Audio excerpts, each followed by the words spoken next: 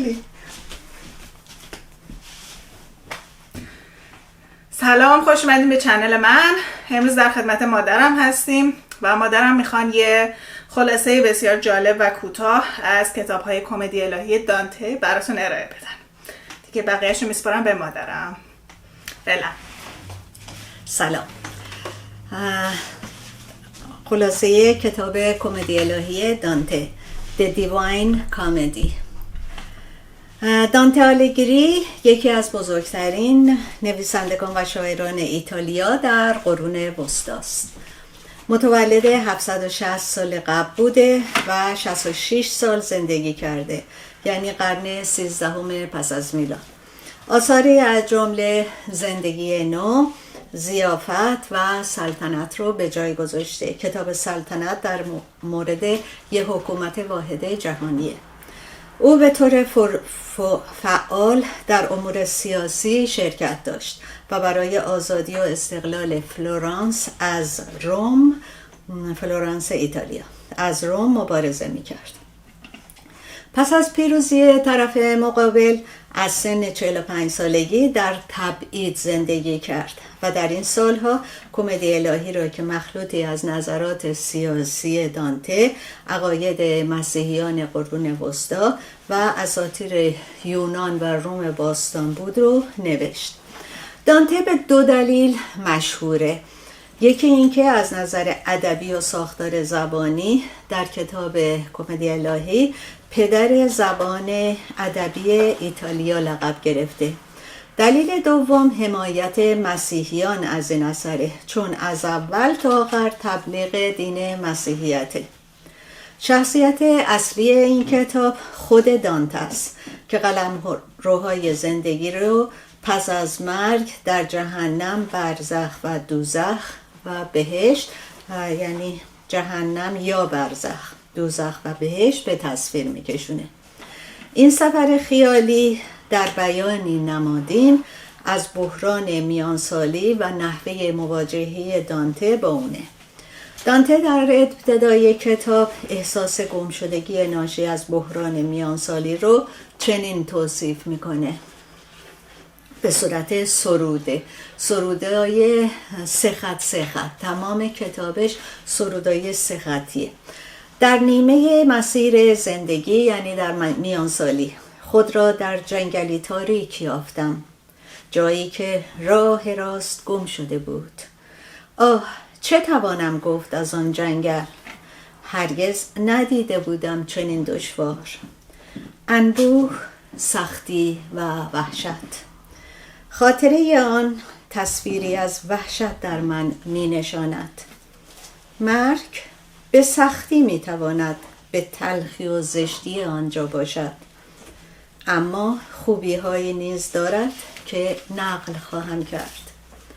در ادامه این سفر که در جنگل بوده، تپه‌ای رو میبینه، نور آفتاب به اون میدرخشیده. وقتی به سمت اون میره تا شاید راهی برای بیرون رفتن از جنگل پیدا کنه و از این سردرگمی متوجه سه حیوان درنده، پلنگ، شیر و گرگ میشه که هر کدوم از این سه موجود نماینده یه نوع گناه یا یه نوع از نواقص انسانیه که اونا از رسیدن به نور باز میداره. دانته به همان جنگل برمیگرده و اونجا روح ویرژیل، شاعر رومی که قبل از میلاد زندگی میکرده رو میبینه. روح ویرژیل، VIRGIL، که در این داستان راهنمای دانته است و نمادی از کل خرد بشری است، دنباله راه رو میدونه. ویرژیل به دانته میگه که باید از مسیر دیگری بگذره. این مسیر درست نبوده، مسیر تاریکی به درون جهنم و بعد گذر از برزخ و بهشت و رسیدن به عرش اعلی و نهایتاً بازگشت به دنیای زندگان. او باید برای گذر از درماندگی و پریشانی دوران میانسالیش ارزش‌هایش رو بازدید، تمام ضعف‌ها و قوت‌های انسان رو یاد بگیره، تمام کارهایی که میتونه آدمی رو به اعماق یا به قله‌ها برسونه رو به چشم ببینه. همونطور که هر انسانی در بحران میانسالی باید ارزش‌هاشو بازبینی کنه و یک بار دیگه قطب نمای زندگی خودش رو تنظیم کنه. کمدی، کلمه کمدی که در کمدی الهی به کار میره به اون معنی نیست که ما در قرن 20 به کار میبریم که یه چیزی که خنده دار باشه. کمدی در زمان دانته به یک سبک ادبی جدی و در عین حال قابل فهم برای عموم بوده که با غم و غصه و بدی شروع می شده و به خیر و خوشی ختم می گردیده. یعنی این کمدی الهی از جهنم شروع شده و رسیدن به عرش اعلی ختم میشه. این میشه اسمش کمدی. این اثر ادبی یک شاهکاره، به 3 کتاب تقسیم شده، خیلی طولانی و مفصل هر کتابی، شامل 33 سروده، مجموعاً 14233 بیت که به صورت نظم یا ورس VERSE هست. این کتاب که به فارسی ترجمه شده به صورت یک متن ادبی و نثر به نظر میاد، ولی در ادبیات ایتالیا اسمش سروده. دانته طرح قافیه 3 خطی را که برای نوشتن شاهکار کمدی الهی، یکی از بزرگترین آثار تاریخ ادبیات، از اون استفاده شده، اختراع کرده. حالا قسمت کتاب اولمون، این 3 تا کتاب هست. کتاب اول دوزخ یا جهنم، اینفرنو. دانته و ویرژیل، همون روح راهنما که در جنگل بهش راه رو نشون داد. دانته و ویرژیل از یک رود رد می شوند و جلوی درهای جهنم می رسیدند. این رود خیلی توضیحش داده که خیلی خروشان بوده و موجود وحشتناکی، یه قایقا می برده، ارواح تازه گذشته صف گرفته بودن که بیان سوار این قایق بشن برن اون طرف رود. بعد یه موجوداتی هم خیلی سراسیمه روی این آب میدویدن، زنبورا داشتن تعقیبشون میکردن، اگر که یواش میدویدن کرمها پاهاشون رو اذیت میکردن و اینا نمادی از این افراد تنبل بودن در دنیا که موقعیت داشتند بلندشن کارای خوب بکنن ولی همش به خورد و خوراک و تنبلی گذروندن. حالا باید بدون با اون وضع.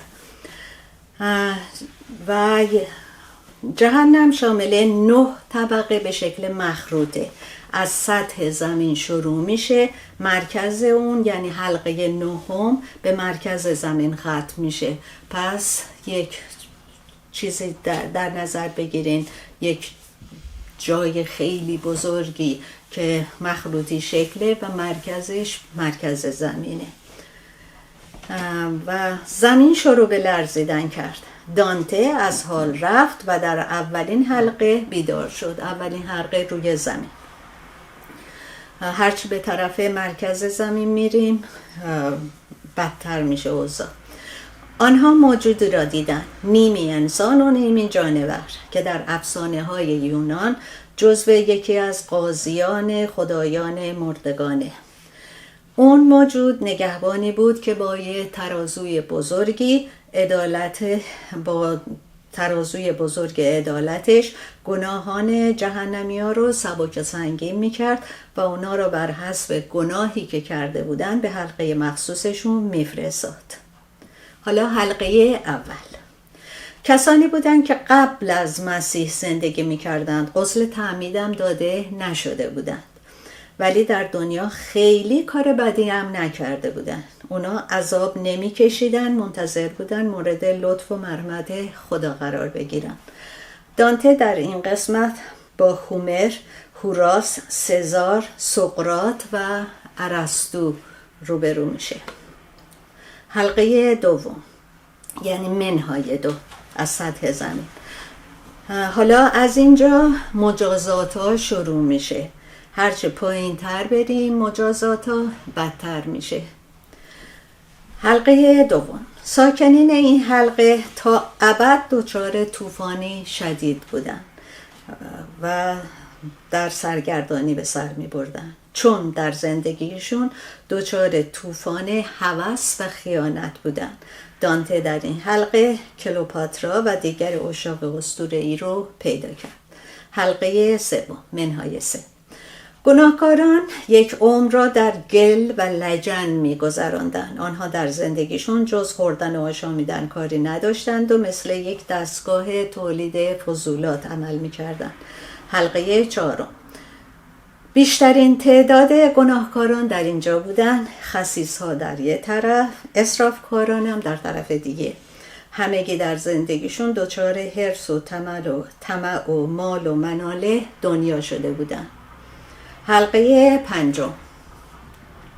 رودخانه از خون جوشان وجود داشت. این حلقه مخصوص افراد خشمگین و عصبانی بود که خشم و نفرت رو به کینه تبدیل کرده بودند.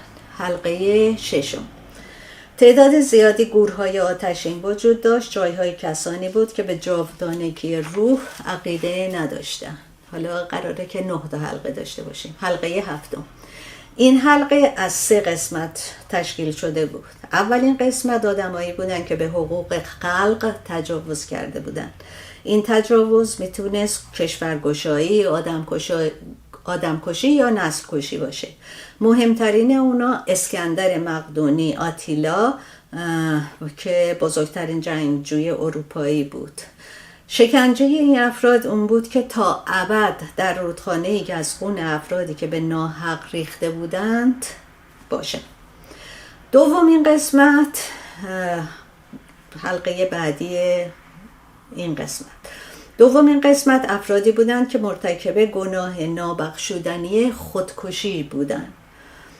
آنها به درختانی دارای احساسات انسانی تبدیل شده بودند که توسط موجوداتی کثیف و حریص عذاب می شدند. در قسمت سوم افرادی رو دیدن که شامل کفرگویان، لواطگران، رباخواران بودند. اونا با دانه های باران و برف سوزان عذاب می کشیدن. حلقه 8. این قسمت به 10 گودال تقسیم شده بود. حالا این قسمت فقط گناهکاران این حلقه رو نام میبریم دیگه. عذاباشون ها چون برای وقتمون که طولانی نشه دیگه فاکتور میگیریم عذاباشون ها. 1.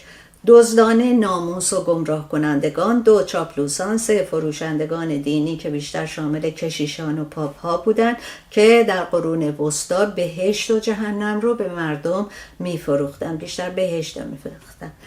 4. پیشگوها و فالگیرها که در قضا و قدر خدا فضولی می‌کردند. 5. اختلاسگرها. 6. ریاکاران و دروغگویان. 7. دزدان. 8. مشاوران شیطانی. 9.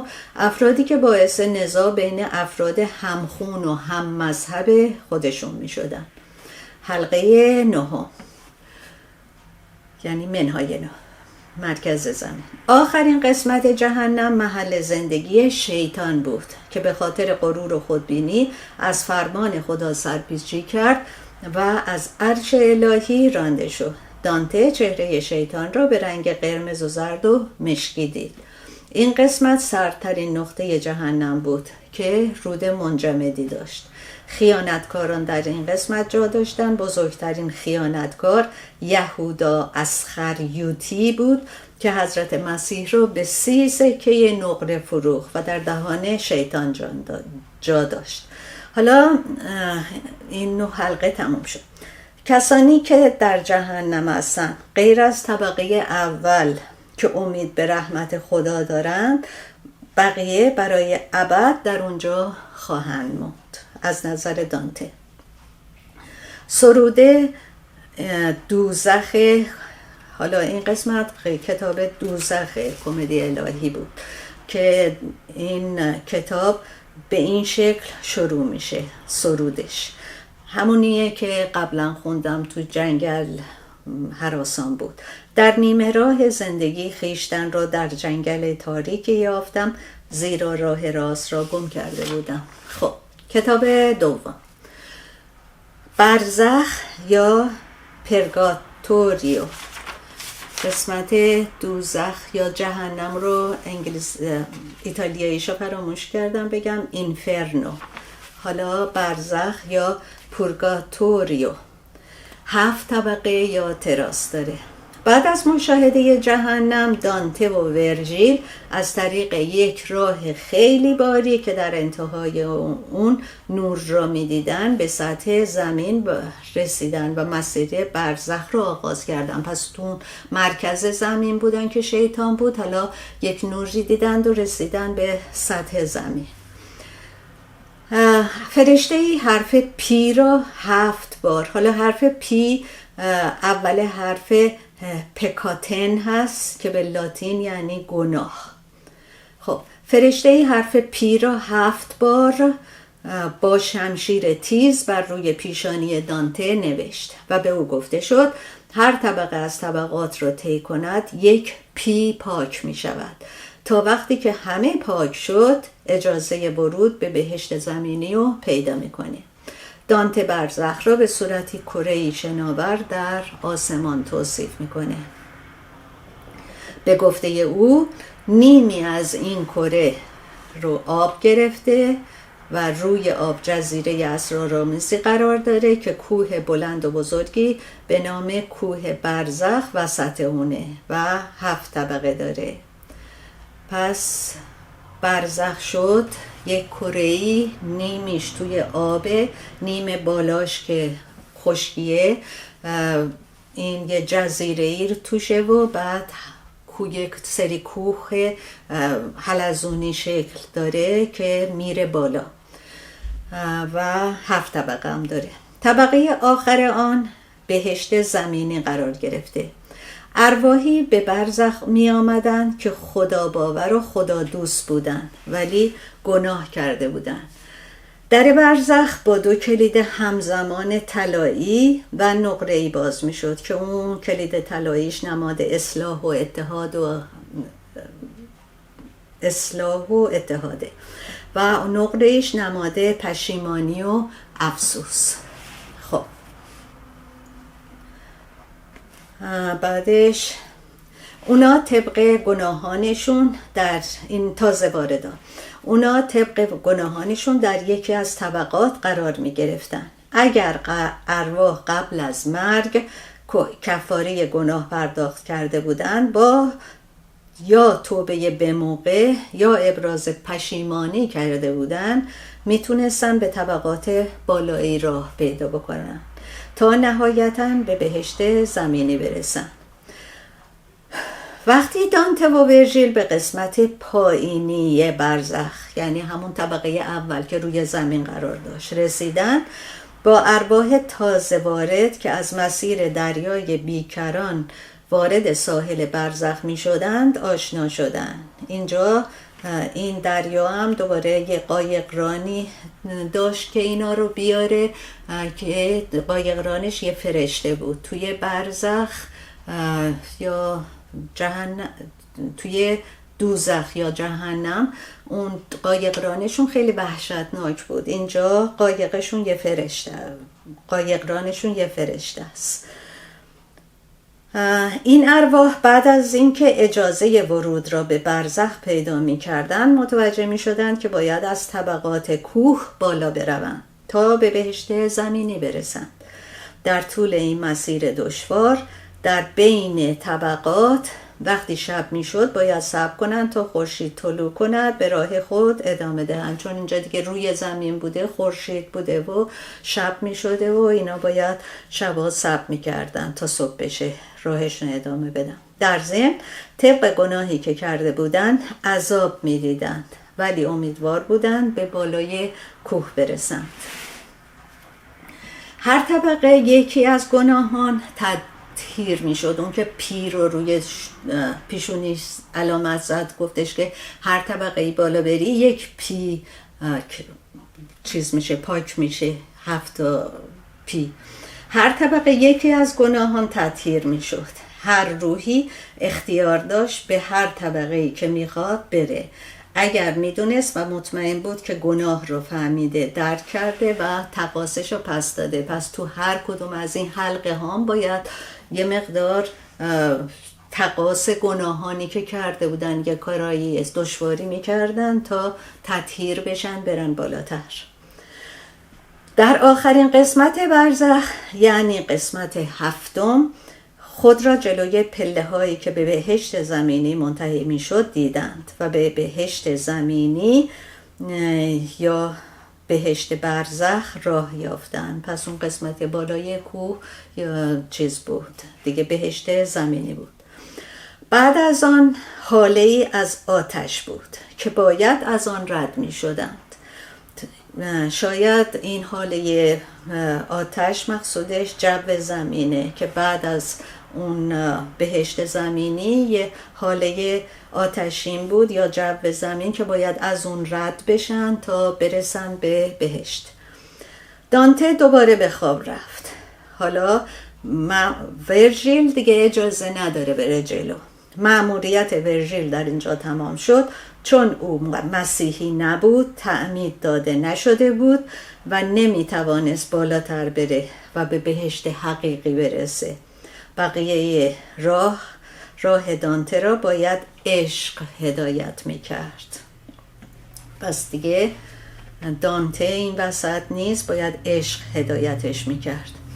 سرود آغاز برزخ به این ترتیبه: اکنون زورق اندیشه من که دریایی چنین آشفته را پشت سر نهاده، بادبان برداشته تا روی امواجی نکوتر به راه خود رود. خیلی حالا یه جمع‌بندی میکنیم از دوزخ و برزخ. دوزخ 9 طبقه داشت، از روی سطح زمین شروع میشد، به مرکز مخروطی شکل بود، به مرکز زمین میرسید. هرچقدر که گناهان بیشتر بود به مرکز زمین نزدیکتر بود. بعد برزخ بود 7 طبقه روی زمین به صورت مخروطی میرفت بالا و هرچی که گناهان تطهیر میشد یا از اول گناهانشون کم بود در یکی از این طبقات بودن تا برسن به اون بهشت زمینی. بعد از اون حاله آتش باید یا اون جو زمین رد می شدن تا برسن به بهشت حقیقی. حالا کتاب سوم بهشت یا پارادایسو که به 9 ستاره یا سیاره یا کره یا همونطور که ما میگیم مثلا 7 آسمان ما میگیم، اینجا 9 ستاره یا سیاره تقسیم شده، یا ما تعداد آسمان ها رو بیشتر میگیم. به هر صورت این 9 ستاره یا سیاره به اضافه عرش اعلی بهشت رو تشکیل میداد. بهشت قسمت آخر کمدی الهیه. دانته از گناهان خود پاک شد و وارد آن گردید. بعد از بیدار شدن خود را در باغی پر از گل دید که همیشه بهار بود. خیلی زود بیاتریس به شکل فرشته آسمانی بر او ظاهر شد. گفتیم اینجا عشق باید راهنماش بود. حالا بیاتریس به شکل یه فرشته اومده. دختری که دانته دلباختش بود ولی هیچگاه به او نرسید و حالا روح بیاتریس او را راهنمایی میکرد. اونا به عنوان موجودات پاک به سوی خدا حرکت کردند. بهشت دانته متشکل از 9 سیاره یا ستاره است. این ستاره ها همه متحدالمرکز هستند نسبت به زمین، یعنی زمین از دیدگاه دانته وسط و این سیاره ها دور تا دور زمین هستند. 3 تا از این سیاره ها سایه زمین روشون میفته، بقیه سایه زمین رو ندارن. این کرات عبارتند از ماه، عطارد، زهره که نامای دیگرش هست ناهید یا ونوس، بعد خورشید، مریخ، مشتری یا ژوپیتر و زحل. حالا اینا شدن 7 این سیاره ها. 2 تا دیگه قراره داشته باشیم، بعداً میگم در آخر. جهنم و برزخ ساختارشون بر اساس 7 گناه کبیره بود. اون قبلی ها گناه های کبیره بودن. ساختار بهشت بر اساس 7 تقوای شکیبایی، میانه روی، عدالت، تدبیر که این 4 تا تقواهای اصلی هستن و ایمان، امید، نیکوکاری، اینا تقواهای دینی هستن. ساختار بهشت بر اساس ایناست، بر اساس تقواها. کره اول ماه. دانته ارواحی را دید که در موقع حیاتشون قسم خورده بودن کاری را انجام بدن ولی عمل نکرده بودن، یا نذر کرده بودن ولی نذرشون رو ادا نکرده بودن. دانته میگه اسم خدا خیلی مقدسه و برای قسم به نام خدا، به نام عهدنامه بین انسان و خدا یاد میکنه قسم رو. میگه که این یه عهدنامه بین انسان و خداست، نباید بی خودی این قسم گفته بشه، خیلی مقدسه. کره دوم عطارد، ارواحی که علاقه به شهرت و جاه طلبی داشتن ولی آدمای خوبی بودند، کارای خوبی کرده بودند. کره سوم زهره یا ناهید یا ونوس، کسانی که میانه روی و اعتدال در اونا نقصان داشتند. یعنی این راجع به کلیسای روم میگه که پول پرست شده بودن، هدف الهیشون رو فراموش کرده بودن و خلاصه تو کره سوم بودن. بازم به هر صورت. کره چهارم خورشید. حالا دیگه سایه زمین نیست، همه چیز دیگه در حد اعلاست اینجا. تقواهای اصلی در اینجا جای دارن. تقواهای اصلیمون چی بود؟ شکیبایی، میانه روی، عدالت، تدبیر. تقواهای اصلی در اینجا جای دارن. دانته در اینجا با ارواح خردمند ملاقات میکند که این ارواح کمک میکنن جهان از نظر عقلی و خرد منور و درخشان باشه.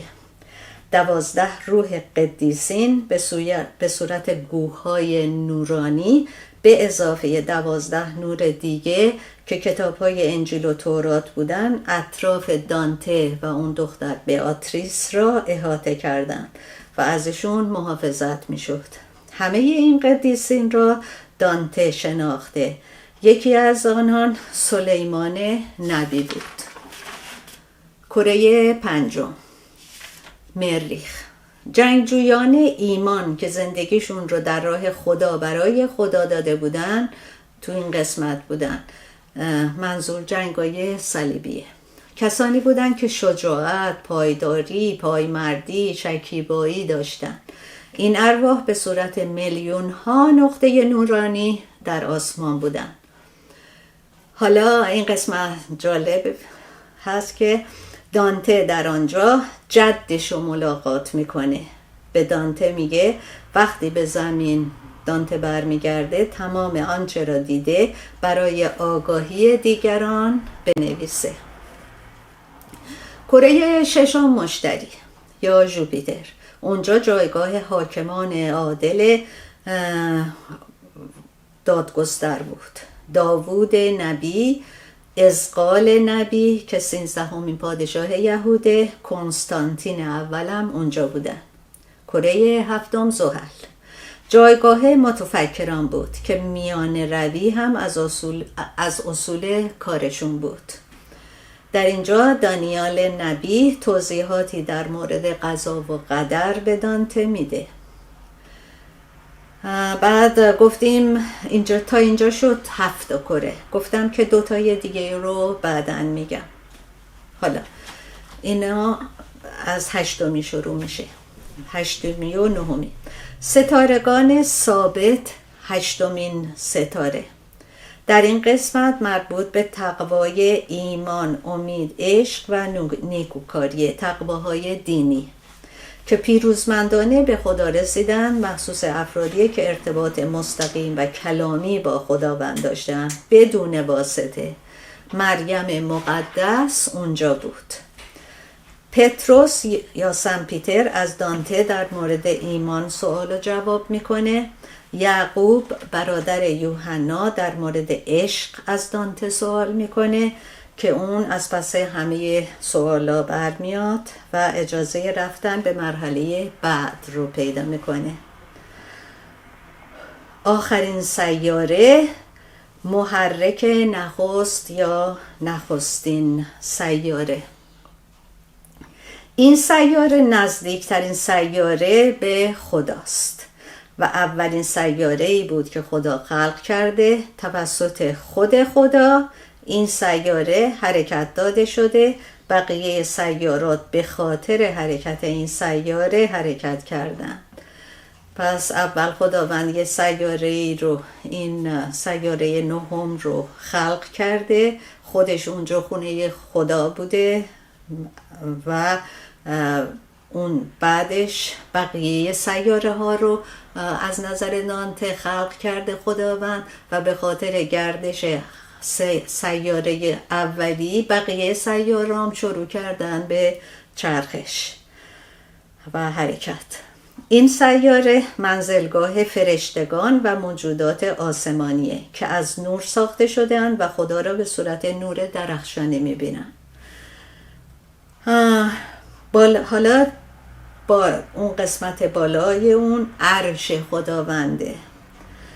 در اینجا توصیف یک گل رز قرمز رنگ شده که چقدر قشنگ بوده و وصفش رو خیلی جالب دانته انجام داده. بعد اون بیاتریس، اون دختری که به شکل فرشته بود، اینجا میره وارد اون گل میشه، دیگه دانته رو همراهی نمیکنه. دانته در نور پیچیده می شود که آماده دیدار با خداوند باشه، یعنی عروج به دنیای غیر فیزیکی. آرزوی دانته در اینجا به حقیقت می پیونده، به بهشت اصلی می رسه، عشق الهی رو می بینه. دانته میگه من خدا را به صورت 3 دایره برابر که هر 3 یک فضا را اشغال می کنن دیدم. پس دید که خداوند به صورت 3 دایره هست که متحدالمرکزند و یه فضا رو اشغال میکنن. این ادراک که چگونه دایره ها با هم کار میکنن ولی 3 تا هستن، چجوری این جسم میتونه خدا باشه و خدا جسم، خیلی درکش برام مشکل بود که منظورش از این 3 دایره تثلیث هست که در دین مسیحیت پدر و پسر و روح القدس هستن. حالا این قسمت آخرش دیگه خیلی جالبه که دانته به روشنایی و دیگه درک واقعی میرسه.